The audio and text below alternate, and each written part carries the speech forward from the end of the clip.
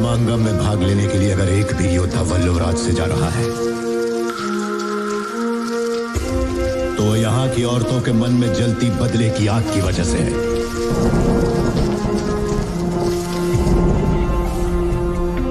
ऐसी ही वीरांगनाओं की कोख से मैंने और तुमने जन्म लिया है।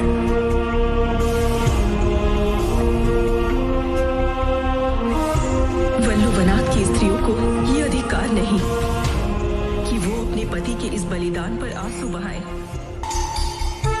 जब बात वॉर्स की आती है तो हिंदू एपिक्स का नाम हमें कलयुग के इस रावण के विनाश के लिए रामायण और महाभारत। एक दोस्तों, महाभारत का युद्ध आवश्यकता है। आखिर कौन भूल सकता है, जिसमें एक से बढ़कर एक वॉरियर्स ने लड़ाई की और कोई किसी से कम नहीं था। इस वॉर में पांडव एक तरफ थे जिसमें सब एक से बढ़कर एक फाइटर्स थे और दूसरी तरफ कौरव थे जिसमें सभी बहुत बड़े बड़े और माहिर योद्धा थे। पर आज हम बात करेंगे एक ऐसे वॉरियर की जिसे आज भी हिस्ट्री में याद किया जाता है। उसे दुनिया का बेस्ट वॉरियर कहा जाता है। दोस्तों, ये कोई और नहीं बल्कि अर्जुन और सुभद्रा के बेटे अभिमन्यु हैं। अभिमन्यु के पिता दुनिया के बेस्ट आर्चर थे, यानी कि धनुष चलाने वाले। सबसे माहिर तीरंदाजों में से एक थे वो और उन्होंने वही कला अपने बेटे को भी दी थी। अभिमन्यु एक बहुत बड़े योद्धा थे। उन्होंने वॉर की सारी टेक्निक्स और सीख अपने मामा श्री कृष्ण से ली थी। अब जिसके गुरु खुद भगवान हो, भला उसे कौन हरा सकता है। दोस्तों, अभिमन्यु जब सुभद्रा के पेट में थे तो कहा जाता है कि उन्होंने तभी सब कुछ सीख लिया था। वो जो कहानियां सुनते थे अपने पूर्वजों के साहस की, वही कला उनमें बचपन से आ गई थी।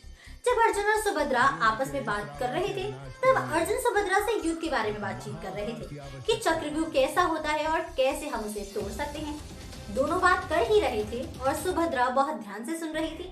पर चक्रव्यूह कैसे तोड़ना है ये सुनते सुनते रानी सुभद्रा को नींद आ गई थी और वो सो गई। इसके बाद अर्जुन तो कहते रहे पर सुभद्रा सो गई थी और फिर अर्जुन सभी भाइयों के साथ वनवास के लिए चले गए। सुभद्रा को सबसे जरूरी बात सुन ही नहीं पाई थी। वनवास की वजह से सालों तक अभिमन्यु अपने पिता से नहीं मिल पाए और जब मिले तब वक्त था युद्ध का। युद्ध में जरूरी था हर किसी का होना और साहस से दुश्मन का सामना करना।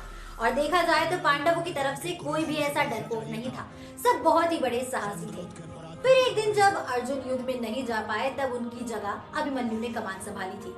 उसी दिन कौरवों के समूह को जब ये बात पता चली तो उन्होंने चक्रव्यूह बनाया, क्योंकि वो जानते थे कि पांडवों में सिर्फ अर्जुन को ही चक्रव्यूह तोड़ना आता है और वो आज युद्ध में आ नहीं पाए हैं। असल में ये एक युद्ध करने की कला है जिसे एक तरह से दुश्मन को हराने के लिए इस्तेमाल किया जाता है। पांडव चक्रव्यूह की बात सुनकर सोचने लगे कि किसी को भी इसे तोड़ना नहीं आता। तभी अभिमन्यु ने कहा कि उन्हें चक्रव्यूह तोड़ना आता है।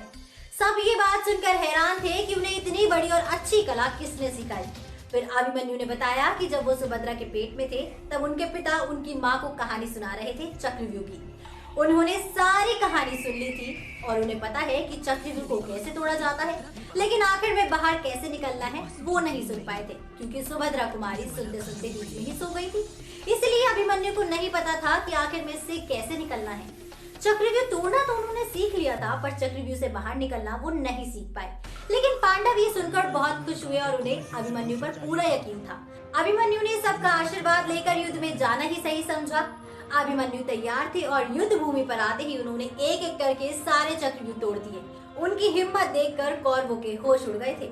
इतनी कम उम्र में इतनी हिम्मत कोई आम बात नहीं है। सब हैरान थे उनकी तीरंदाजी की कला को देखकर। पूरी कला ना जानते हुए भी जब अभिमन्यु चक्रव्यूह तोड़कर कौरवों के सामने पहुंचे तो सबने उन्हें खूब सराहा था।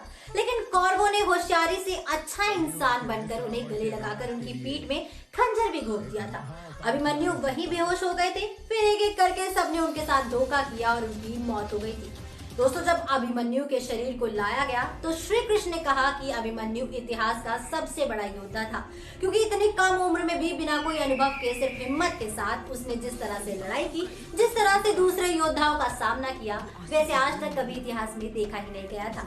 बस फिर क्या था दोस्तों, तभी से अभिमन्यु को दुनिया का बेस्ट वॉरियर कहा जाता है। दोस्तों, हो सकता है कि बाहुबली 3 फिल्म जो कि जल्द ही आने वाली है उसमें भी किसी ऐसे ही वॉरियर के बारे में बताया जाए या छोटा सा किस्सा दिखाया जाए। तो अब देखते हैं कि बाहुबली 3 के मेकर्स हमारे लिए कुछ खास और नया लेकर आते हैं। तो इसी के साथ मैं अनुष्का त्यागी लेती हूँ आपसे इजाजत। बने रहिए और देखते रहिए बॉलीग्राज स्टूडियोज को।